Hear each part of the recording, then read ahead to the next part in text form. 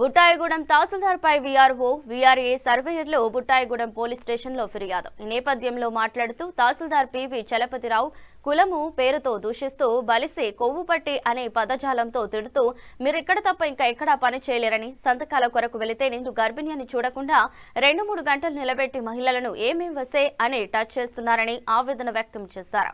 తహసీల్దార్పై scheduled కులముల అత్యాచార నిరోధక చట్టం కింద కేసు నమోదు చేసి తగు చర్యలు తీసుకోవాలని డిమాండ్ చేశారు. తహసీల్దార్ ని సస్పెండ్ చేయాలి. పుట్టాడని తహసీల్దార్ ని వీఆర్ఓ మహిళలను వేధిస్తున్న తహసీల్దార్ పైన అట్రాసిటీ కేసు, మహిళా ఉద్యోగులు వేధిస్తున్న తహసీల్దార్ పైన అట్రాసిటీ కేసు. గిరిజన అంతా బుట్టాయిగూడెం మండలం వీఆర్ఓలం అండి. మా తహసీల్దార్ గారైన పివి చలపతిరావు గారు ఆయన అసభ్యకరమైన మాటలతోటి మమ్మల్ని చాలా ఇబ్బంది పడుతున్నారండి. ఏదైనా సర్టిఫికేట్ పట్టుకొని లోపలికి వెళ్తే గంటల తరబడి నించోబెడతాం. మమ్మల్ని కనీసం నిండి శూలాలతో ఉన్న అమ్మాయిని కూడా చూడకుండా 2 గంటలు 3 గంటలు నించోబెట్టేసి మాట్లాడేస్తారండి. సంతకాలు పెడతానికి పెన్న తిప్పుతూ ఉంటారు. అదే విధంగా పెద్ద ఆవిడ ఉన్నారండి, ఆవిడ స్టంట్ వేయించుకొని ఉన్నారు. ఆవిడ ఎంతో బాధపడతారు. నైట్ టైం 10 వరకు కూడా ఉంచేస్తారండి, అసలు సంతకాలు పెట్టరు. అదొకటి. అమ్మాయిల విషయాల్లో టచ్ చేస్తాం కూడాను. అమ్మాయిల్ని పెద్ద ఆవిడని మొండాన్ని తిడతాం.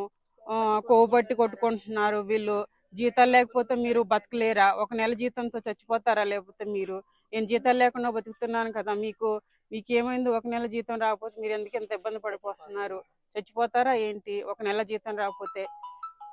ఇలాంటి మాటలతో హింసిస్తున్నారండి. మేము ఇంతకుముందు ఎందుకు మీడియా ముందుకు రాలేదని అంటే, ఇంతకుముందు మారుతారన్న ఉద్దేశంతో ఉన్నామండి. కానీ ఆయనలో మార్పు అయితే రాలేదు సార్. అందుకని మేము అధికారులను కోరుకునేది ఏంటంటే ఆయన పైన చర్యలు తీసుకుంటారని అనుకుంటున్నాం సార్. అంతేవిధంగా అంటే ఆయన మీద కోపం అయితే మాకేం లేదండి. అంటే మేము ఎవరి దగ్గర అయినా పని చేయగలం. మమ్మల్ని అంటున్నారు ఆయన, మీరు ఈ మండలంలో తప్ప వేరే మండలంలో పనిచేయరని. అంటే కులం పేరుతో కూడా దూషిస్తున్నారు.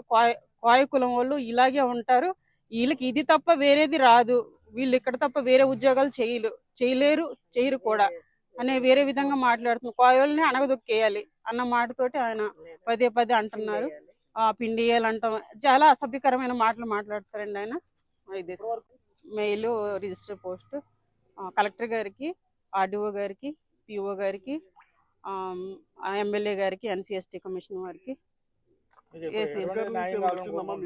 అంటే మాకు ఆయన సమస్య ఎలా ఉంది సార్? ఎందుకంటే అధికారుల నుంచి అంటే మహిళల పైన ఇలాంటి అసభ్యకరంగా మాట్లాడుతున్నారు కాబట్టి ఆయనని తీసిస్తే మంచిది అన్నట్టు. అంటే మేము అది చెప్పకూడదు. అధికారులు